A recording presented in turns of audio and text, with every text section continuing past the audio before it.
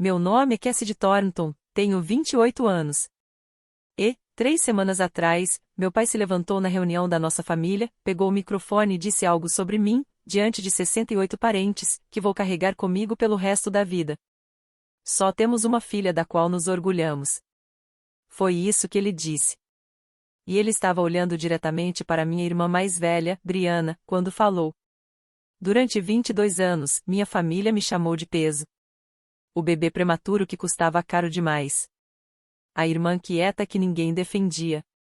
A filha que se sentava na ponta de toda a mesa enquanto Brianna recebia a faculdade paga, os elogios, o amor. Mas o que nenhum deles sabia, nem meus pais, nem meus primos, nem uma única pessoa naquela sala, era que, 6 semanas antes, numa noite de quinta-feira, à mesa da minha cozinha, Brianna ficou bêbada e confessou tudo: o dinheiro que tinha roubado dos nossos pais, o diploma de enfermagem que ela havia falsificado, as mentiras que vinha contando para a família sobre mim desde que eu tinha 14 anos. E eu gravei tudo. 14 minutos que iriam despedaçar 22 anos de silêncio. Antes de eu contar o que aconteceu quando apertei o play, tire um momento para curtir e se inscrever, mas só se você achar que essa história merece. E me diga nos comentários, de onde você está assistindo e que horas são aí agora. Deixei-me voltar 22 anos, a uma noite de janeiro na Geórgia, quando cheguei a este mundo 6 semanas antes do tempo e me tornei a dívida que minha família nunca quis pagar. Nasci 6 semanas prematura, numa noite de terça-feira de janeiro, em um hospital a 40 minutos da nossa casa, porque o mais perto não tinha UTI neonatal. Meus pulmões não estavam prontos. Meu coração não estava pronto. Nada em mim estava pronto. 3 semanas na UTI neonatal. $87 mil em contas médicas. Meus pais tinham acabado de fechar a compra da primeira casa 2 meses antes. Meu pai, Glenn, dirigia caminhões para uma transportadora regional. Minha mãe, Jolene, tinha deixado o emprego de recepcionista para ficar em casa com minha irmã, Brianna, que tinha 3 anos. Eu sei o valor exato porque minha mãe fez questão de que eu nunca esquecesse. Ela contava a história em todo dia de ação de graças, todo Natal, toda reunião de família onde houvesse plateia. A Cassidy quase nos levou à falência antes mesmo de abrir os olhos, ela dizia.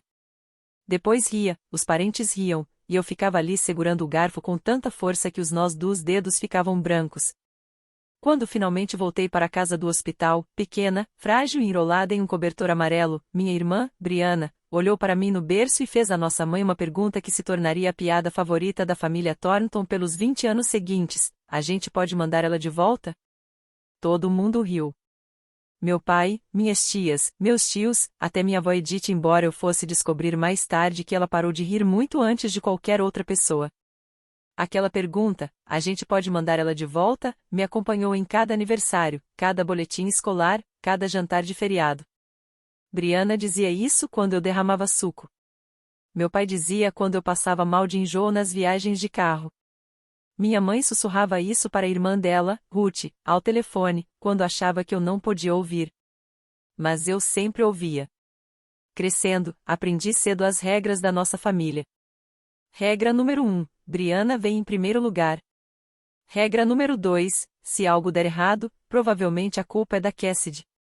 Regra número 3: não reclame das regras 1 e 2. Quando eu tinha 10 anos, ganhei o primeiro lugar no concurso de redação do condado. Minha professora de inglês, a senhora Adley, ligou para casa para parabenizar meus pais. Minha mãe esqueceu de ir à cerimônia de premiação. Na mesma semana, Brianna ficou em terceiro lugar em uma competição de atletismo da escola, e todos nós fomos ao Olive Garden para comemorar. Lembro de estar sentada naquele box, segurando meu certificado embaixo da mesa, me perguntando se alguém iria perguntar sobre ele. Ninguém perguntou. Mas foi no dia de ação de graças em que eu tinha 14 anos que algo se quebrou dentro de mim. Brianna contou à minha mãe, com lágrimas nos olhos porque Brianna sempre soube exatamente a hora certa de chorar, que eu tinha roubado o colar de pingente de ouro da nossa avó Edith, aquele que a vovó usava na foto do casamento, o mesmo que ela havia prometido passar adiante. Eu não tinha tocado nele. Nem sequer tinha entrado no quarto da vovó naquele fim de semana. Não importou. Minha mãe acreditou em Brianna na hora. Fui arrastada para a frente de 12 parentes na sala de estar e mandada a me ajoelhar e pedir desculpas à minha avó por ser uma ladra. Eu me ajoelhei. Chorei. Pedi desculpas por algo que não fiz. 2 semanas depois, o colar apareceu na gaveta da comoda de Brianna. A explicação da minha mãe foi simples: deve ter se misturado com a roupa na lavanderia. Ninguém me pediu desculpas. Nem minha mãe. Nem Brianna. Ninguém. Naquela noite, encontrei o antigo diário da minha mãe no armário do corredor. Não sei por que o abri. Talvez estivesse procurando alguma prova de que ela já tinha me amado um dia. Em vez disso, encontrei esta frase, datada do ano em que nasci: às vezes, eu queria que tivéssemos parado em um só. Li 7 vezes. Fiquei esperando que as palavras se rearranjassem sozinhas. Não se rearranjaram. Saí de casa no verão em que completei 18 anos. Eu tinha conseguido uma bolsa parcial em uma universidade estadual a 2 horas dali. Nada de Ivy League, mas eu estava orgulhosa. Precisava que meus pais cobrissem os $4.000 restantes por semestre. Levei a carta da ajuda financeira para o jantar como se estivesse apresentando um caso diante de um júri. Meu pai mal olhou. Minha mãe nem levantou os olhos do prato. Já gastamos dinheiro demais com você, ela disse. Entre as contas do hospital, o aparelho nos dentes e aquele inalador que você precisava todo inverno, Cassidy, simplesmente não temos como. Naquele mesmo mês, meus pais escreveram um cheque para pagar toda a mensalidade de Brianna em um curso particular de enfermagem. $28.000. Sem bolsa. Sem perguntas. Então eu trabalhei em 2 empregos. Barista às 6 da manhã, digitação de dados em uma agência temporária até às 10 da noite. Levei 5 anos para concluir algo que deveria ter levado 4. Mas me formei em contabilidade e com 0 dívidas. Ninguém foi à minha formatura. Usei a beca sozinha, no meio de uma multidão de estranhos e de famílias que aplaudiam. E, ainda assim, eu continuei aparecendo. Todo Natal eu dirigia 2 horas com presentes que eu mesma embrulhava. Todo dia de ação de graças, levava uma sobremesa que ninguém tinha pedido. Eu me sentava na ponta da mesa. Dormia no sofá enquanto Brianna ficava no quarto de hóspedes, com a colcha que minha avó tinha feito. Eu ligava para minha mãe todo domingo à noite. Ela atendia, talvez, uma em cada 3 ligações. Eu dizia a mim mesma que aquilo bastava. Que, se eu continuasse tentando, alguma coisa mudaria, que o amor estava ali, só enterrado sob anos de costume, estresse financeiro e ressentimentos antigos. Eu não estava tentando conquistar o amor deles. Achava que já o tinha, apenas preso sob algo que eu ainda não sabia como remover. Até 3 meses atrás, quando descobriu que minha irmã realmente vinha fazendo pelas costas de todo mundo. Tudo começou em uma cafeteria.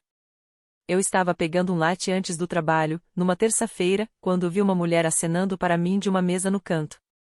Levei um segundo. Então reconheci. Megan Holt. Ela e Brianna tinham estudado no mesmo curso de enfermagem. Cassidy, né? A irmã da Brianna.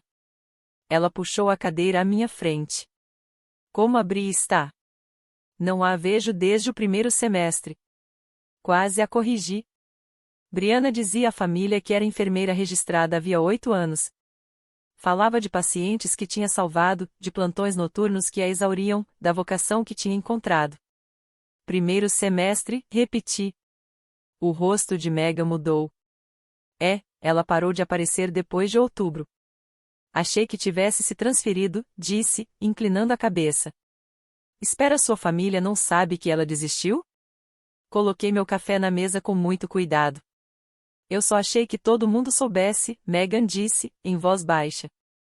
Dirigi até o trabalho com as mãos tremendo no volante. Naquela noite, não consegui dormir. Abri o laptop e comecei a pesquisar. O curso de enfermagem que Brianna havia frequentado tinha um registro público de formados. Rolei nome por nome do ano dela. Brianna Thornton não estava na lista. Fui mais fundo. Meus pais tinham pago $28.000 por aquele curso. Quando um aluno desiste no primeiro semestre, a escola devolve parte da mensalidade, uma parte significativa. Brianna nunca devolveu esse dinheiro. Ela ficou com o reembolso e contou a todos que tinha se formado. Durante 8 anos, disse aos nossos pais, à nossa avó, a toda a família estendida que era enfermeira, aparecendo nos feriados com scrubs comprados pela internet, contando histórias que soavam reais porque ela as tinha memorizado de séries médicas. E ninguém, absolutamente ninguém, jamais pensou em verificar. A segunda descoberta veio por causa da própria boca da minha mãe. Cerca de 2 meses antes da reunião, eu estava em uma daquelas raras ligações de domingo em que Jolene realmente atendia. Ela soava cansada, distraída. No meio da nossa conversa, se é que dava para chamar aquilo de conversa, ela murmurou algo que eu não deveria ter ouvido: o fundo de aposentadoria do seu pai está baixo. Não o entendo. O mercado tem ido bem. Eu sou contadora. Percebo números do jeito que a maioria das pessoas percebe o clima. Algo no tom dela prendeu minha atenção, e perguntei, de forma casual e cuidadosa, se ela tinha olhado os extratos recentemente. A Briana cuida de tudo isso, minha mãe disse. Ela configurou o acesso online pra gente. Ela é tão boa com essas coisas. Você sabe, trabalhando na área da saúde, ela entende de finanças. Mordi a língua com tanta força que senti gosto de metal. Naquela noite, fiz algo de que não me orgulho. Liguei para o telefone fixo antigo do meu pai e o ajudei, passo a passo, a acessar a conta de aposentadoria online. Ele não sabia que eu estava conferindo. Disse apenas que queria ter certeza de que as informações do beneficiário estavam atualizadas. Os números contavam uma história que minha família nunca contaria. Ao longo de 4 anos, $40 mil tinham sido transferidos da conta de aposentadoria dos meus pais em valores pequenos e irregulares, 2 mil aqui, 3.500 ali, para uma conta corrente externa. O número de roteamento correspondia a um banco na cidade de Briana. Fiquei encarando a tela até minha visão embaçar. Então liguei para minha mãe. Disse, o mais gentilmente que consegui, que havia algo errado com o fundo de aposentadoria, que o dinheiro não tinha se perdido no mercado, que tinha ido para um lugar específico. Ela me interrompeu antes que eu terminasse. Não tenha inveja da sua irmã, Cassidy. A Briana administra essa conta porque ela é responsável, ao contrário de algumas pessoas. E desligou. Foi ali que eu entendi. Contar a eles em particular nunca funcionaria. Deixei-me ser clara sobre o que estava em jogo. Minha avó, Edith Calavai, tinha 79 anos. Ela havia construído uma vida em uma propriedade linda fora de Atlanta, uma casa que ela e meu avô projetaram juntos antes de ele falecer, um jardim que manteve florido por 40 anos e economias suficientes para deixar algo significativo para trás. Ela estava atualizando o testamento. Tinha contado isso à família. E, nos 2 meses que antecederam a reunião, Briana tinha visitado a vovó 4 vezes. 4 vezes. Minha irmã, que normalmente mal fazia uma visita por ano, de repente se tornou a neta mais dedicada da Geórgia. Levava flores. Levava sopa caseira, que mais tarde descobri que ela comprava em uma delicatessen e transferia para potes dela. Sentava-se à mesa da cozinha da vovó, segurava sua mão e falava sobre a carreira de enfermagem. Minha mãe dizia para a família, a Briana está cuidando tão bem da mamãe. Ela é tão abnegada. Eu sabia exatamente o que estava acontecendo. Briana estava se posicionando. Ela queria ser o nome no testamento, a única herdeira, o troféu final do filho dourado. Se eu continuasse em silêncio, 3 coisas aconteceriam. Meus pais perderiam ainda mais dinheiro que não podiam se dar ao luxo de perder. Minha avó seria enganada a reescrever o próprio legado com base em mentiras, e eu perderia a última pessoa da minha família que realmente tinha me visto. Eu não estava planejando vingança. Essa palavra parece afiada demais, limpa demais para o que aquilo era. Eu estava tentando proteger minha avó da mesma pessoa que tinha roubado meus pais, mentido sobre a própria formação, me incriminado por um roubo quando eu tinha 14 anos e passado 22 anos garantindo que eu nunca tivesse um lugar à mesa da família. Mas eu precisava de provas, não de suspeitas, não de planilhas contábeis. Provas que não pudessem ser explicadas, reinterpretadas ou enterradas sob a negação da minha mãe. Eu precisava das próprias palavras de Briana. 3 semanas antes da reunião, mandei uma mensagem para minha irmã. Oi, Bri. Eu sei que as coisas têm estado estranhas entre nós. Podemos conversar antes da reunião? Não quero que fique desconfortável na frente da vovó. Ela respondeu em 4 minutos. Claro, na sua casa. Aquilo já deveria ter me dito tudo. Briana nunca ia ao meu apartamento. Achava meu bairro abaixo dela. Mas a reunião estava a 3 semanas de distância, e ela precisava de mim quieta e cooperativa diante da vovó Edith. Uma visita rápida para apaziguar a irmã difícil. Valia a viagem. Ela apareceu numa noite de quinta-feira, usando uma blusa de seda e jeans de grife, carregando uma garrafa de Pinot Grigio. Me abraçou na porta, apertado, ensaiado, e imediatamente começou a vasculhar meu apartamento com aquele olhar de pena que ela tinha aperfeiçoado. É aconchegante, disse. A palavra pingava desprezo. Abri o vinho. Enchi o copo dela mais do que o meu. Coloquei meu telefone na estante atrás de nós, com a tela virada para baixo e o aplicativo de gravação ligado. A Geórgia é um estado de consentimento unilateral. Eu era essa parte. Sentamos à mesa da cozinha e comecei devagar. E o trabalho? O hospital anda te mantendo ocupada? Briana se lançou em uma história sobre um paciente que tinha entrado em parada durante o plantão dela na terça-feira anterior. Contou com gestos, pausas, inflexões na voz, a performance completa. Ela sempre foi boa nisso, em fazer a ficção parecer memória. Deixei que terminasse. Então disse, o mais casual que consegui, que loucura. Ah, eu encontrei a Megan Holt mês passado. Sua antiga colega de classe. Ela disse uma coisa meio estranha. O copo de vinho de Briana parou no meio do caminho até os lábios. A Megan fala demais, ela disse. A voz desceu meio tom. E eu soube que a máscara tinha rachado. Não pressionei de imediato. Servi mais vinho. Deixei o silêncio trabalhar. Briana terminou o segundo copo, depois o terceiro. O Pinot Grigio estava fazendo o que eu não conseguia, soltando o parafuso que ela mantinha tão bem apertado em público.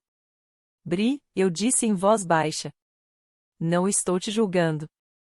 Eu só quero entender. Somos irmãs. Ela me encarou por um longo tempo. Então algo mudou por trás dos olhos dela. Não culpa, não medo, mas algo pior. Desprezo. O tipo que nasce de quem acredita ser intocável. Você quer entender? Ela disse, se recostando na cadeira. Tudo bem. E então Briana Thornton, a filha dourada, a querida, a enfermeira da família, começou a falar. Eu não terminei a faculdade de enfermagem. E daí? Não era para mim. Ela fez um gesto com a mão, como se estivesse espantando um mosquito. O dinheiro da mensalidade da mamãe e do papai?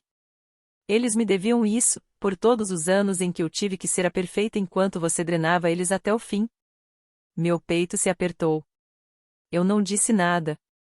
Sabe o que eu disse para mamãe quando você tinha 14 anos? Que você tinha roubado o colar da vovó. Ela sorriu. Sorriu de verdade. Fui eu que peguei. Eu precisava que ele sumisse no dia de ação de graças para você ficar mal na foto. E funcionou. Todas as vezes. Ela se serviu de mais um copo. A mão firme. A consciência limpa. Tudo o que eu precisava fazer era chorar. E a mamãe ficava do meu lado, sempre. Você sempre foi tão fácil de empurrar pro canto, Cass. Nunca revidava. Só engolia tudo, ali, em silêncio. Minhas mãos tremiam. Minha mandíbula doía de tanto apertar. Mas mantive o rosto imóvel. Mantive a respiração controlada, porque o telefone na estante estava captando cada sílaba. E Briana ainda não tinha terminado. O vinho tinha arrancado a última camada. A conta de aposentadoria do papai. Briana inclinou o copo, observando a luz atravessar o vinho como se estivesse admirando uma joia. Eu tirei os 40 mil ao longo dos últimos 4 anos. Valores pequenos. Eles nunca vão perceber. Acham que foi o mercado? Ela riu, um som curto, claro, descuidado. E a vovó? Perguntei. Minha voz estava firme. Por pouco. Briana se inclinou para a frente, apoiando os cotovelos na mesa. Por que você acha que eu tenho ido tanto lá, Cass? Ela está reescrevendo o testamento. Vou garantir que o meu nome seja o único que importa. Ela sustentou meu olhar. E então disse a coisa que selou tudo. E você? Você não vai ganhar nada. Como sempre. Ela pousou o copo com cuidado. Porque nessa família, eu sou a filha.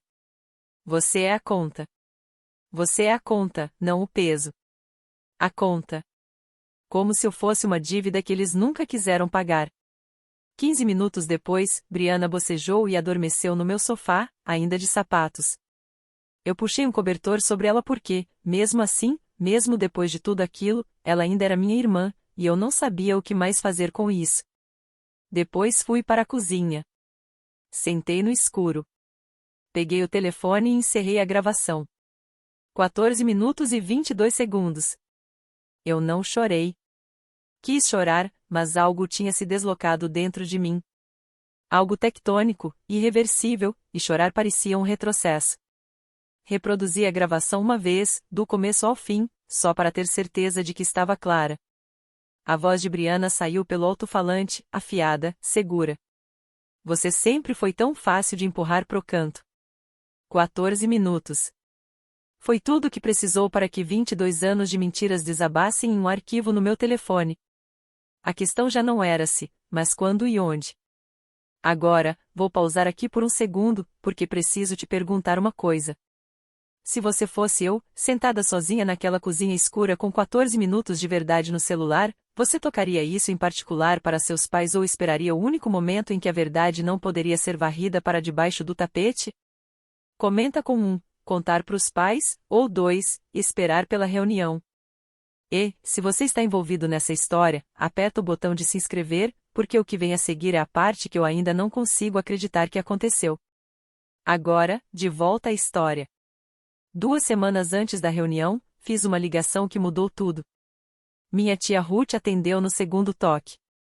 Ruth calava e é a irmã mais nova da minha mãe. Mais quieta, mais afiada, e a única pessoa da família que já me olhou como um ser humano inteiro, e não como uma nota de rodapé. Quando eu tinha 8 anos e fiquei com pneumonia, Ruth dirigiu 3 horas em meio a uma nevasca para sentar ao lado da minha cama. Quando me formei na faculdade sozinha, foi ela quem mandou flores. O cartão dizia, eu te vejo, Cassidy. Sempre vi. Oi, querida, ela disse. O que está acontecendo? Não contei sobre a gravação. Ainda não. Apenas perguntei, com cuidado, tia Ruth, você já achou que tinha algo estranho na Brianna? A linha ficou muda por tanto tempo que achei que a chamada tivesse caído. Então Ruth soltou um suspiro lento. Eu venho observando sua irmã há anos, Cass. Tem coisas que não batem. As histórias da carreira, o dinheiro, a forma como ela lida com seus pais. Mas eu nunca consegui provar nada. Ela contou que tinha tentado uma vez. 3 anos antes, mencionou a Jolene que as histórias de trabalho de Brianna pareciam inconsistentes. A reação de Jolene foi imediata e devastadora. Parou de falar com Ruth por 6 meses, a excluiu dos grupos de mensagens da família, disse aos primos que Ruth estava passando por um momento difícil. Sua mãe destrói qualquer um que ameace a imagem da Brianna, Ruth disse, inclusive a própria irmã. Fechei os olhos. Tia Ruth, você que vai cuidar da apresentação de slides na reunião? Do projetor?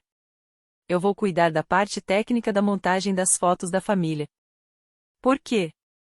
Se eu precisasse conectar um celular nesse projetor, seria possível? Silêncio de novo. Então, é só um adaptador HDMI. Cassidy, o que você está planejando? Talvez eu tenha algo que a família precise ouvir. Ela fez uma pausa. Eu ouvi a respiração dela. Não sei o que você tem, disse por fim. Mas eu confio em você. Vou garantir que o equipamento funcione. 10 dias antes da reunião, um envelope escrito à mão chegou ao meu apartamento. O papel era cor de creme, a letra trêmula, mas firme. Da minha avó, Edith. Ela ainda escrevia cartas à mão. Dizia que e-mail era coisa de gente com pressa, e ela já tinha conquistado o direito de ir com calma. Minha querida Cassidy, dizia a carta. A reunião é dia 19 de julho. Quero minhas 2 netas lá. Quero ver o seu rosto. Por favor, venha. Com amor, vovó. Apertei aquela carta contra o peito como se fosse algo frágil. 20 minutos depois, meu telefone tocou. Você recebeu o convite, disse Jolene. Não era uma pergunta. Recebi. Ótimo. Agora escuta. A voz dela mudou para aquele tom que eu conhecia de cor. O tom gerencial, aquele que fazia ordens soarem como favores. Você está convidada, mas se comporte. Brianna vai fazer um discurso sobre a carreira de enfermagem, e seu pai vai dizer algumas palavras. Apenas sente, sorria e seja grata por estar incluída. Apertei o telefone com mais força. Eu estarei lá, mãe. E vista algo decente, Cassidy. Da última vez parecia que você nem tinha se esforçado. Não respondi. Ah, e sua mãe vai fazer alguns anúncios importantes na reunião, Jolene acrescentou quase casualmente. Decisões de família, importantes, então não faça disso algo sobre você. Ela desligou antes que eu pudesse responder. Sempre fazia isso. Sentei na beira da cama e reli a carta da vovó Edith mais uma vez. Depois abri o armário e olhei para o vestido branco que eu vinha guardando para algo que eu ainda não sabia nomear, algo que importava. Aquele era o palco de Brianna. Meus pais tinham distribuído os papéis. Ela era a estrela. Eu, a figurante de fundo que deveria ser grata por um lugar. Mas eu tinha terminado com o roteiro deles. Eu levaria meu telefone e a minha própria história. Na noite anterior à reunião, sentei no chão da sala com meu telefone e um par de fones de ouvido e ouvi a gravação mais uma vez. A voz de Brianna encheu meus ouvidos, próxima, clara e cruel. Você sempre foi tão fácil de empurrar pro canto. Ouvi a mim mesma perguntar sobre a vovó, minha voz fina, cuidadosa. E então, Brianna, você não vai ganhar nada. Como sempre. Minhas mãos tremiam quando tirei os fones. Quase apaguei tudo. Quero que você saiba disso. Meu polegar pairou sobre o ícone da lixeira por 10 segundos inteiros. E todos os anos de condicionamento gritavam para mim manter a paz, engolir aquilo, ser a boa filha que nunca causa problemas. Mas então pensei na carta da minha avó. Quero ver o seu rosto. Pensei na conta de aposentadoria do meu pai, sangrando em silêncio havia 4 anos. Pensei em mim aos 14 anos, ajoelhada no chão da sala, pedindo desculpas por um roubo que não cometi. Coloquei o telefone na bolsa. Naquela noite, liguei para a tia Ruth uma última vez. O projetor está pronto?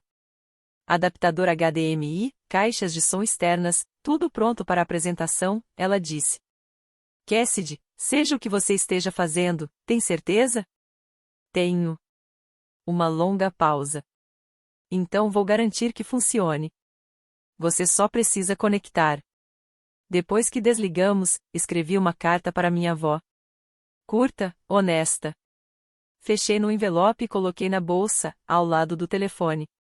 Dizia, vovó, sinto muito se o que acontecer amanhã te machucar, mas você sempre me ensinou que a verdade importa mais do que o conforto. Espero que você ainda acredite nisso.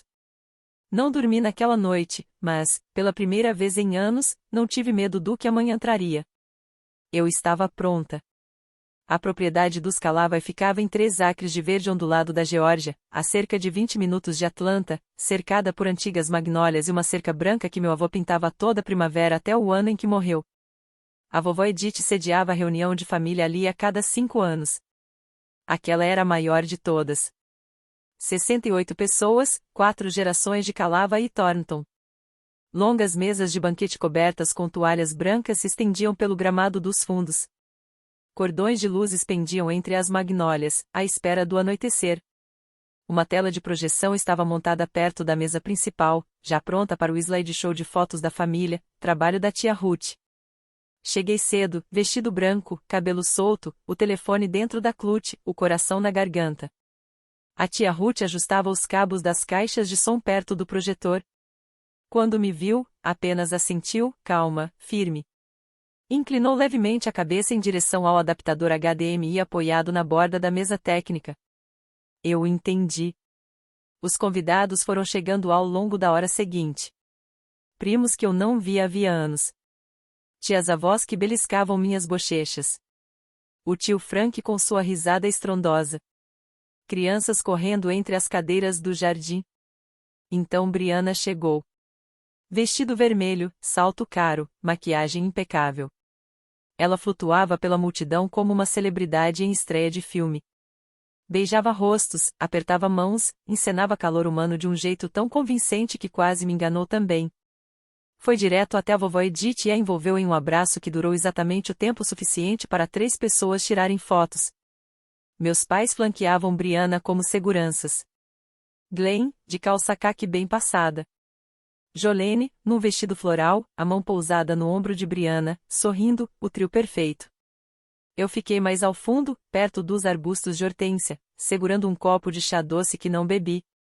E a vovó Edith, ainda abraçada a Brianna, olhou por cima do ombro da neta, me encontrou no meio da multidão e me deu um pequeno sorriso triste que quebrou algo dentro do meu peito. O jantar foi servido às 6. Frango frito, couve refogada, pão de milho, coblê de pêssego. O cardápio da reunião dos Calavai não mudava havia décadas. As pessoas encheram os pratos, encontraram seus lugares e se acomodaram naquele caos quente e barulhento em que grandes famílias do Sul são especialistas. Sentei na ponta da segunda mesa. Não havia lugares marcados, mas, de algum jeito, a geografia da família sempre me empurrava para a periferia. Depois do jantar, minha mãe se levantou e bateu um garfo contra o copo. As conversas foram silenciando. Antes do slideshow, anunciou Jolene, a Brianna tem algo que gostaria de compartilhar. Alguns de vocês sabem que ela vem fazendo um trabalho incrível como enfermeira. Bri, querida, venha aqui. Aplausos. Aplausos quentes, encorajadores, confiantes, vindos de 68 pessoas que não tinham nenhum motivo para duvidar. Brianna caminhou até a frente com a naturalidade de quem já tinha ensaiado aquilo no espelho. Ela pegou o microfone sem fio da mesa técnica da Ruth e sorriu o sorriso simétrico e ensaiado que sempre a tirava de qualquer situação em que fosse encurralada. Obrigada, mãe. Levou a mão ao peito. A enfermagem tem sido a experiência mais gratificante da minha vida. No mês passado, ajudei uma paciente a se recuperar de um AVC. Ela segurou minha mão e me disse que eu salvei a vida dela. As pessoas murmuraram em admiração. Vovó Edith assentiu com orgulho. 5 minutos de pura ficção, entregues com perfeição. Quando Brianna terminou, recebeu uma salva de palmas de pé da mesa da frente. Minha mãe chorava aquela lágrima única e elegante que ela havia aperfeiçoado na igreja. Então uma tia-avó na minha mesa se inclinou e deu um tapinha no meu braço. E você, querida, faz o quê? Antes que eu pudesse responder, a voz da minha mãe cortou o gramado. A Cassidy trabalha com contabilidade, disse Jolene. Em algum lugar. Risadinhas dispersas. Brianna sorriu para dentro da taça de vinho. Senti meu rosto queimar, mas mantive as mãos espalmadas sobre a mesa. Ainda não. O sol já se escondia atrás das magnólias quando meu pai se levantou. Glenn Thornton nunca foi um bom orador. Era um homem quieto, que passou a vida dirigindo caminhões, assistindo a ESPN e concordando com tudo que Jolene dizia ser verdade. Mas naquela noite, Jolene lhe dera um roteiro, e ele leu de um papel dobrado que ela enfiara no bolso da camisa antes do jantar. Quero agradecer a todos por estarem aqui, começou. Sua voz saiu fina pelo microfone. Esta família significa tudo para nós. Ele fez uma pausa, olhou para Brianna, sentada à mesa da frente ao lado da vovó Edith. Jolene e eu engoliu em seco. Nós só temos uma filha da qual realmente nos orgulhamos. O gramado ficou imóvel. Brianna, você é a nossa maior conquista. Tudo o que você fez, sua carreira, seu coração, a forma como cuida desta família. Não poderíamos ter pedido uma filha melhor. Aplausos. Não estrondosos. Havia uma corrente estranha no ar. Algumas pessoas se entreolhando, uma prima se mexendo na cadeira, mas palmas suficientes para tornar aquilo aceitável. Ninguém olhou para mim. Não era preciso. Eu estava na mesa do fundo. 68 pessoas à minha frente. As palavras do meu pai ainda suspensas no ar do verão como fumaça. Nós só temos uma filha da qual realmente nos orgulhamos. Ele não se enganara. Não fora ambíguo. Ele dissera, diante de cada tia, tio, primo e avô da nossa família, que eu não contava. Minha avó Edith virou-se lentamente na cadeira, me encontrou, viu o vermelho nos meus olhos, sua testa se franziu com algo que eu não via nela havia anos, alarme. Coloquei a mão na clutch, senti a borda rígida do celular através do tecido. 22 anos. Eu me levantei. Não me apressei. Não fiz cena. Apenas me ergui da cadeira do jeito que a gente se levanta quando finalmente toma uma decisão que vem sendo amadurecida há semanas. Devagar, deliberadamente, como se a gravidade tivesse mudado de direção e ficar de pé fosse a única coisa que ainda fizesse sentido.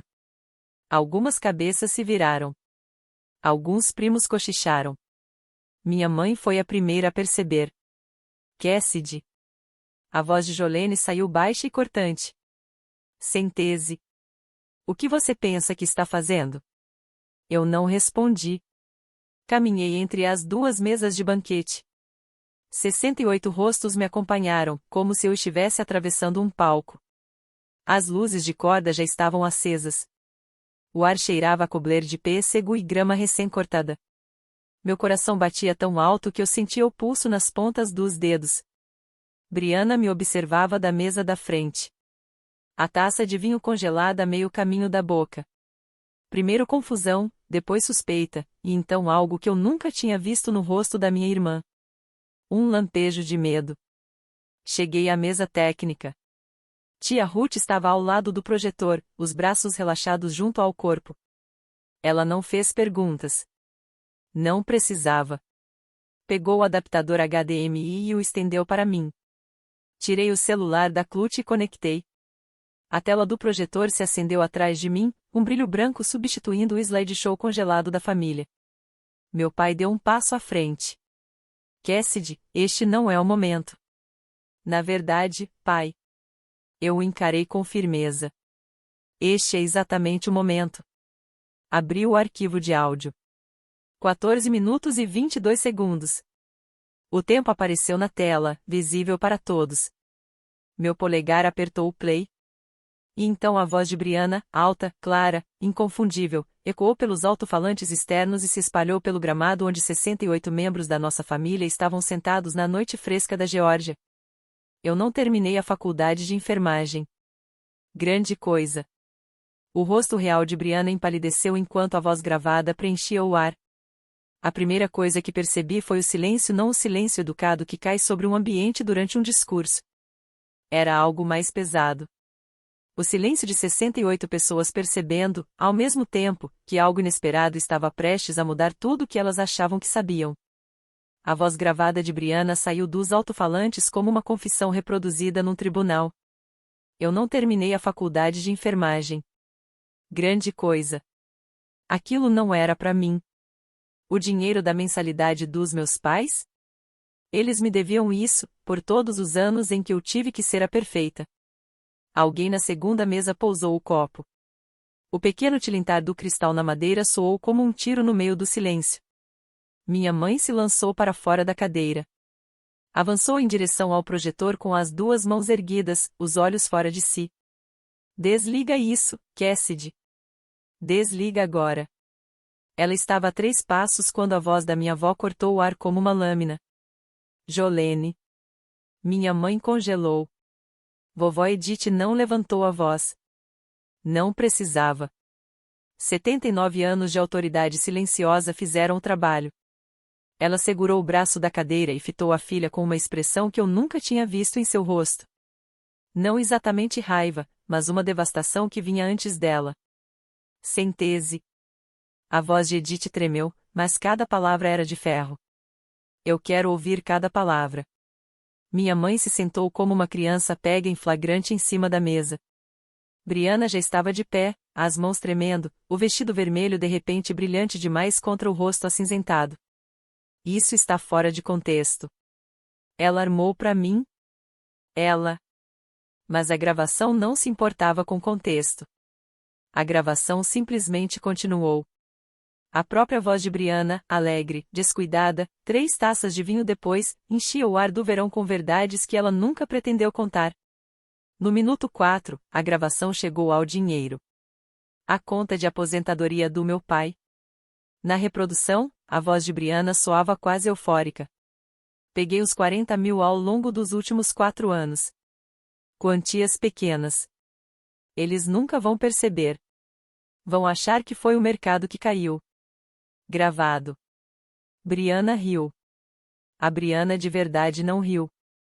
Meu pai, ainda de pé perto do microfone na frente, se deixou cair na cadeira mais próxima, como se as pernas tivessem parado de funcionar. A cor sumiu do rosto dele em tempo real. Eu observei um homem que tinha ficado diante da família e apagado uma filha para exaltar a outra perceber, de repente, que a filha exaltada vinha roubando dele. Isso é a nossa aposentadoria, sussurrou Glenn. Mas o microfone ainda estava ligado, e todo mundo ouviu. Jolene se virou para Briana. Me diga que isso não é verdade. A voz dela se partiu ao meio. Me diga, Briana. Mãe, eu posso explicar. Eu não foi assim. Eu ia devolver. A gravação a interrompeu. De novo, a voz de Briana, leve e despreocupada. A mamãe acredita em tudo que eu digo. Tudo que eu tenho que fazer é chorar, e ela fica do meu lado. A mão da minha mãe foi à boca. Um som escapou dela. Não era bem um choro, nem exatamente um suspiro. Algo entre os dois, algo que eu acho que só acontece quando você ouve a própria manipulação descrita pela pessoa que a transformou em arma. Ao redor das mesas, as reações se espalharam em ondas. Tio Frank cruzou os braços e balançou a cabeça devagar. A esposa de um primo se inclinou e cochichou algo urgente no ouvido do marido. 2 das tias mais velhas trocaram um olhar carregado de 30 anos de desconfiança finalmente confirmada. E vovó Edith permaneceu perfeitamente imóvel, as mãos cruzadas no colo, ouvindo cada palavra com a atenção cuidadosa de alguém que está montando um veredicto. Então veio o minuto 6. E o colar? Sabe o que eu disse para mamãe quando você tinha 14 anos? Que você roubou o colar da vovó. A voz gravada de Briana estava quente de vinho e satisfação. Fui eu que peguei. Eu precisava te tirar do caminho no dia de ação de graças, e funcionou. O som que saiu da minha avó foi pequeno, mas fez tudo parar. Edith apoiou a mão espalmada na mesa. Os dedos tremiam. Ela se virou para mim, não com pena, mas com um horror que me disse que ela estava revivendo aquele dia de ação de graças.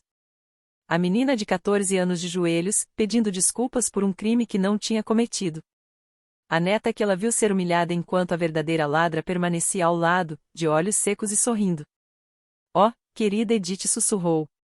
Acho que ninguém mais ouviu ela naquela época, mas eu ouvi. A gravação continuou. Minuto 7. Por que você acha que eu tenho visitado a vovó? Ela está reescrevendo o testamento.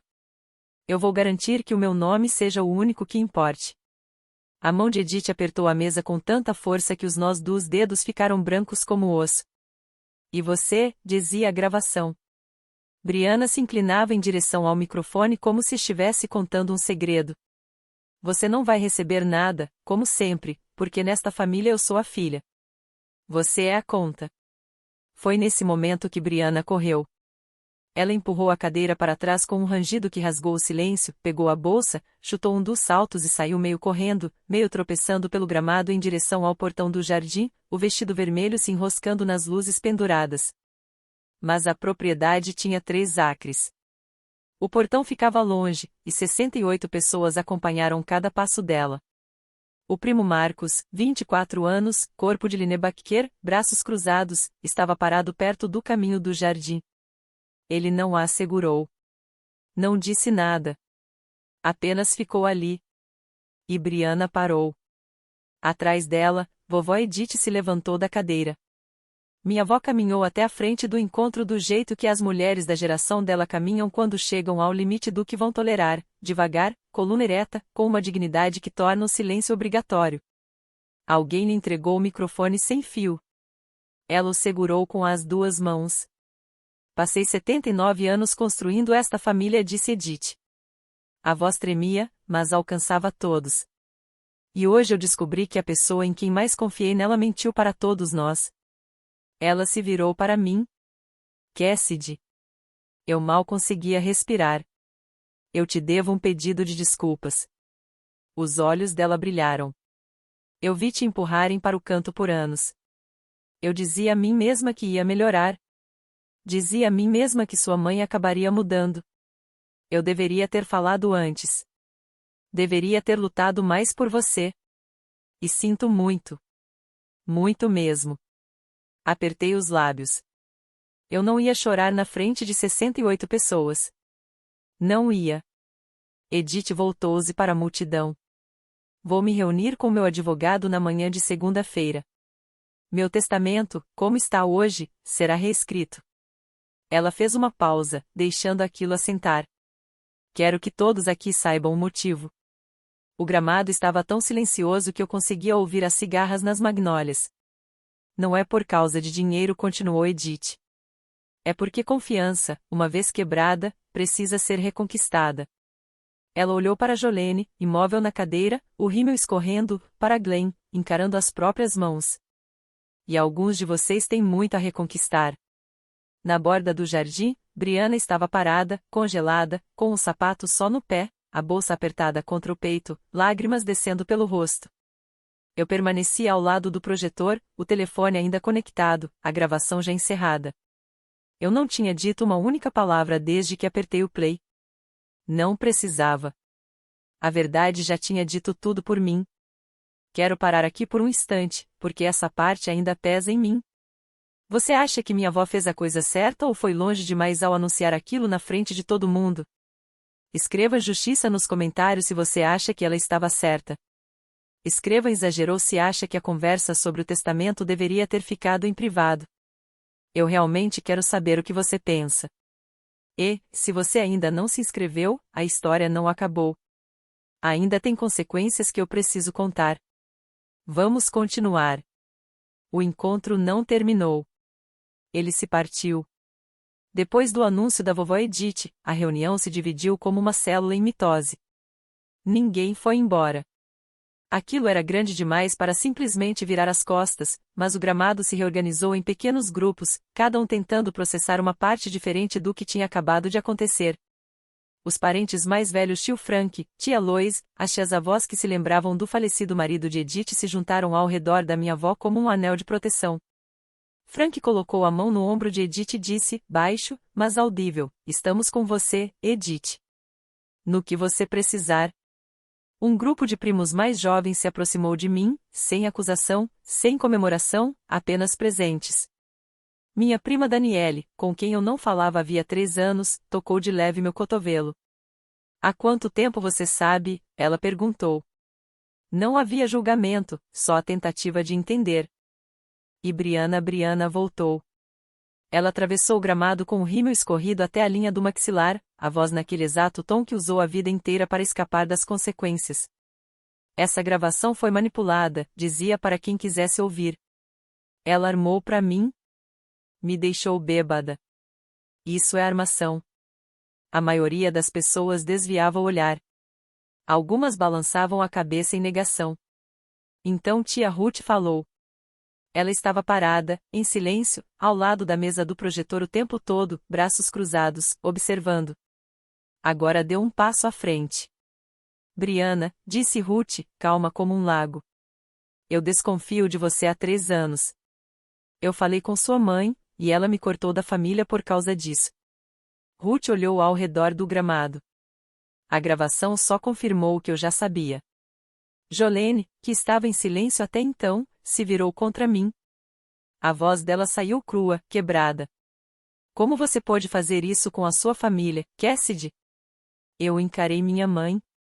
22 anos de palavras engolidas se acumularam na minha garganta. Eu não fiz isso, mãe. A Brianna fez. Eu só parei de esconder. Fui para um canto mais quieto, na borda do jardim, perto do banco de pedra onde a vovó costumava ler para mim quando eu ainda cabia no colo dela. O barulho da festa ficou para trás, pedaços de conversas urgentes, a pergunta de uma criança querendo saber por que a tia Brianna estava chorando, o tilintar de pratos sendo recolhidos por pessoas que precisavam fazer alguma coisa com as mãos. Meu pai me encontrou ali. Glenn parou a alguns passos de distância, as mãos nos bolsos, olhando para o chão. Os olhos dele estavam inchados. Ele não parecia um homem que tinha acabado de fazer um discurso. Parecia um homem que tinha acabado de ouvir um. Eu realmente disse aquilo, a voz dele saiu rouca. Que só temos uma filha. Você disse na frente de 68 pessoas, pai. Ele fez uma careta, como se eu tivesse tocado numa queimadura. Sua mãe, ela escreveu aquelas palavras. Colocou o papel no meu bolso e me disse o que falar. E você escolheu ler. Ele não discutiu. Não desviou. Apenas ficou ali, absorvendo aquilo como uma parede absorve um impacto. Desculpa, Cassidy.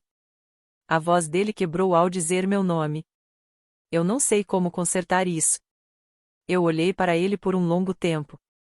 Aquele homem que dirigiu caminhões por 30 anos, que nunca se impunha à mesa do jantar, que deixou a esposa e a filha mais velha escreverem as regras enquanto a filha mais nova pagava o preço. Ele não era um monstro. Era algo quase pior, um espectador que me amava em silêncio e nunca deixou esse amor ser alto bastante para importar. Eu não estou pedindo que você conserte tudo agora, pai, eu disse com suavidade, não porque ele tivesse merecido gentileza, mas porque a crueldade nunca foi a minha linguagem. Eu só estou pedindo que você pare de fingir que eu não existo. Ele chorou. Em 28 anos, eu nunca tinha visto meu pai chorar. Não houve abraço, nem resolução. Apenas duas pessoas paradas em um jardim, aprendendo como começar a partir dos escombros. Eu estava sentada nos degraus da varanda quando a vovó Edith veio e se acomodou ao meu lado. Ela se moveu com cuidado. O quadril vinha incomodando havia meses, mas ela recusou minha ajuda e sentou do jeito dela. Por um momento, nenhuma de nós falou nada. A noite tinha ficado azul escura. Vagalumes piscavam sobre o gramado dos fundos, onde, uma hora antes, tudo tinha mudado. Você guardou aquela gravação, disse Edith. Não era uma pergunta. Você poderia ter usado para machucá-la semanas atrás, mas esperou. Eu quase não toquei, vó. Quase fui embora. Mas não foi. Ela estendeu a mão e segurou a minha. A pele dela era fina e fria, mas o aperto era firme. E eu sou grata por isso, porque quase entreguei tudo o que tenho a uma mentirosa. Eu balancei a cabeça. Eu não preciso de nada do seu testamento, vó. Não foi por isso que eu SHHH. Ela apertou minha mão. Isso não é sobre o que você precisa. É sobre o que você merece e sobre o que é certo. Ela olhou para o jardim, onde as luzes penduradas balançavam com a brisa da noite. Os convidados começavam a ir embora. Despedidas lentas e silenciosas, em vez do tradicional adeus barulhento dos Calavai. Vou me reunir com meu advogado na segunda-feira, disse ela. A parte da Brianna vai para um fundo. Ela só poderá acessar quando devolver cada centavo que roubou dos seus pais e for honesta sobre a própria vida. Antes disso, não. Então ela me contou algo que tirou o ar dos meus pulmões. Eu coloquei seu nome no meu testamento há 30 anos, Cassidy. Quando você nasceu. Sua mãe me pediu para tirá-lo quando você tinha 6 anos. Ela fez uma pausa. Eu me recusei, mas parei de falar sobre isso para manter a paz. Ela me olhou com os olhos marejados. Eu nunca deveria ter ficado em silêncio. O silêncio é como essa família chegou até aqui. Uma semana depois da reunião, as consequências não estavam diminuindo. Estavam se acumulando. Brianna tentou primeiro pelas redes sociais. Postou no Facebook, minha própria irmã me apunhalou pelas costas na nossa reunião de família. Nunca me senti tão traída. A postagem teve 11 curtidas, todas de amigos que não estavam lá. Então o primo Marcos comentou, todos nós ouvimos a gravação, Brianna. Você se apunhalou sozinha. 27 pessoas curtiram a resposta dele. Brianna apagou o post em menos de uma hora. O grupo da família no WhatsApp passou por um terremoto silencioso. Brianna foi removida, não por uma pessoa específica, mas por um consenso mudo. Daniele simplesmente criou um novo grupo e não a adicionou. Ninguém contestou. Meu pai me ligou numa terça-feira à noite. Foi a primeira vez na minha vida que ele discou meu número sem que Jolene o mandasse fazer isso. Eu puxei os extratos da aposentadoria, ele disse. A voz soava 10 anos mais velha. Ela pegou mais do que a gente imaginava. $42.300. Cas, está tudo documentado. As transferências, as datas, tudo. Fechei os olhos. O que vocês vão fazer? Sua mãe e eu vamos nos reunir com um consultor financeiro esta semana e talvez com um advogado. Ele fez uma pausa. Eu devia ter te escutado quando você ligou. Devia mesmo, pai. Teve mais uma coisa. A carreira de enfermagem que Brianna encenara com tanta perfeição na reunião, a mesma que usou para impressionar a vovó e encantar a família, desmoronou por completo. Uma prima que trabalhava na área da saúde foi perguntar. Brianna não era enfermeira. Não era nem técnica de enfermagem. Ela era recepcionista em uma clínica de quiropraxia a 30 quilômetros do apartamento dela. Atendia telefone e marcava consultas. Fazia isso havia 6 anos. Cada história que contou, cada paciente que a salvou, tudo ficção, palavra por palavra. 2 semanas depois da reunião, minha mãe ligou. Eu quase não atendi. O telefone ficou vibrando na bancada da cozinha com o nome dela na tela, e eu observei tocar 2 vezes antes de atender. Cassidy. A voz dela estava pequena, menor do que eu jamais tinha ouvido, murcha, como se alguém tivesse esvaziado a mulher que controlou a narrativa da nossa família por 25 anos. Eu não sabia do dinheiro, ela disse. Nem do colar. Eu juro, não sabia. Eu acredito que você não sabia dessas coisas, mãe, respondi, mantendo a voz firme. Mas você sabia como me tratava. Para isso, não precisava de gravação. Silêncio. Do tipo que se estica até virar resposta. Eu estava tão assustada quando você nasceu. A voz dela quebrou. Os médicos disseram que você talvez não sobrevivesse à primeira noite, e depois você sobreviveu, e as contas chegaram, e seu pai e eu estávamos nos afogando.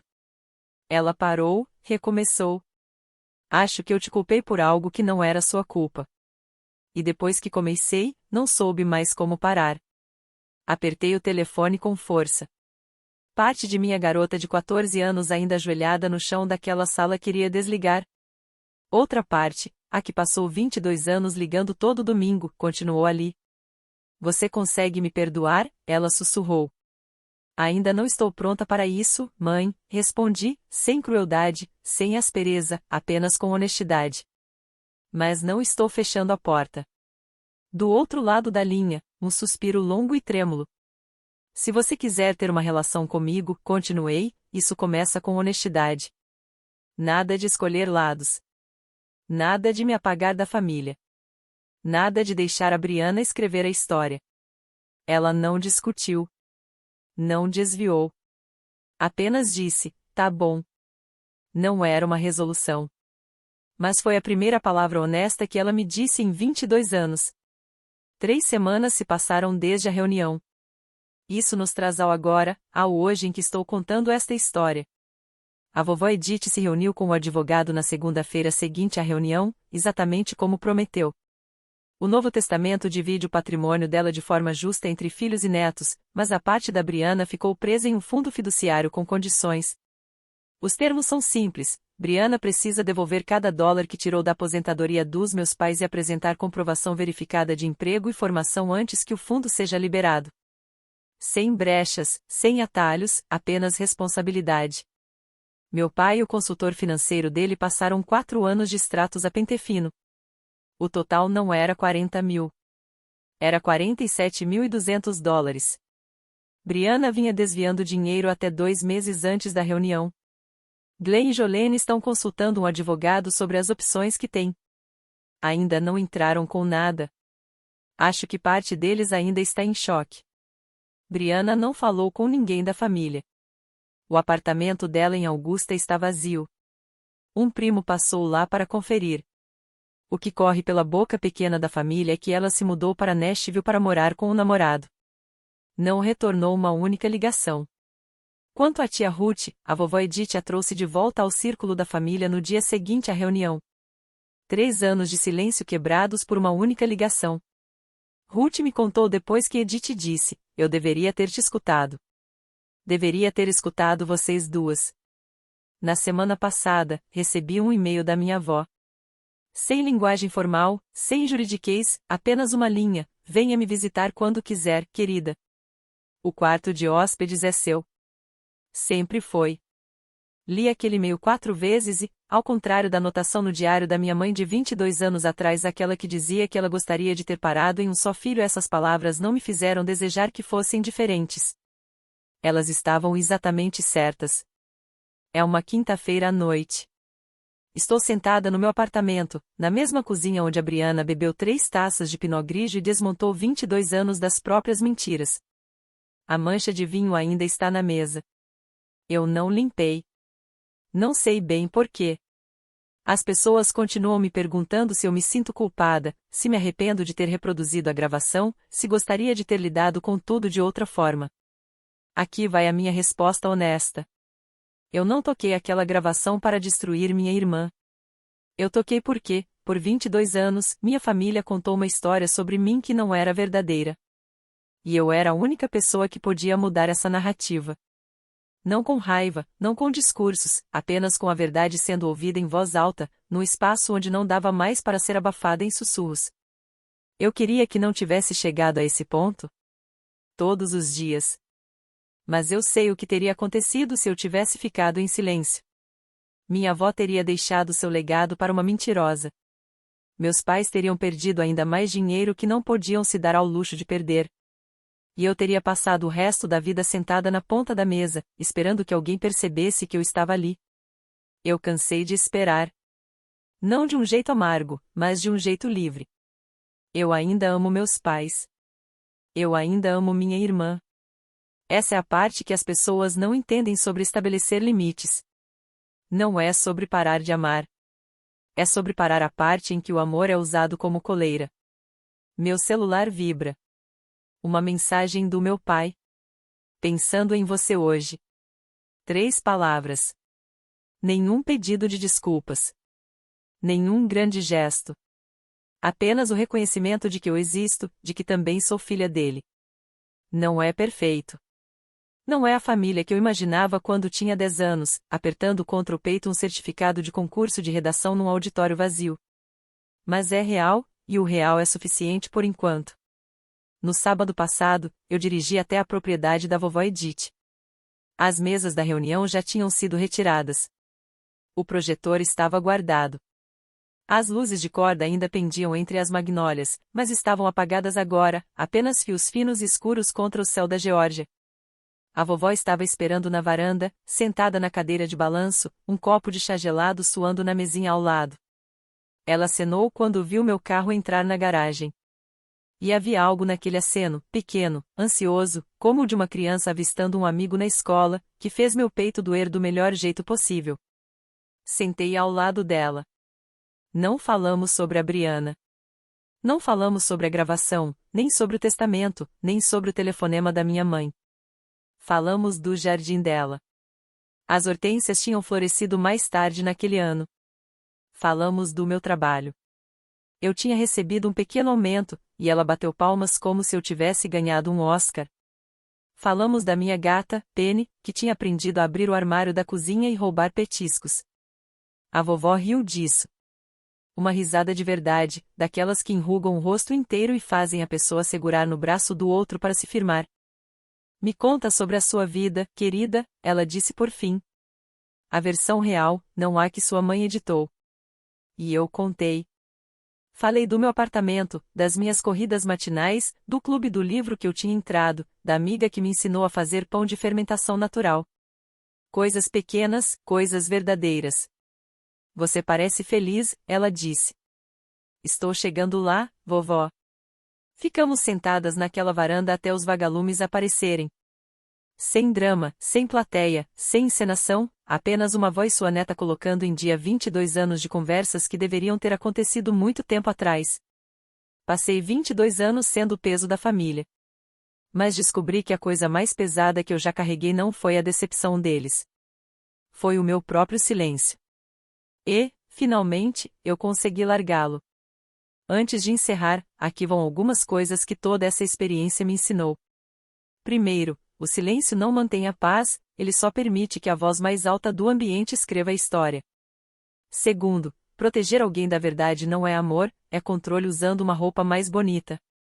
E terceiro, você não precisa da permissão de ninguém para deixar de ser invisível. Se alguma parte disso tocou você, se você já foi o bode expiatório da família, a pessoa esquecida, aquela que continuou aparecendo mesmo quando ninguém guardava um lugar à mesa, eu quero que você saiba que não está sozinho. Deixe um comentário e conte a sua história. Eu leio cada um deles. E, se quiser mais histórias como esta, deixei o link de algumas das minhas favoritas na descrição abaixo. Inscreva-se no canal e ative o sininho para não perder a próxima. Obrigada por estar aqui. Obrigada por ouvir. Isso significa mais do que você imagina.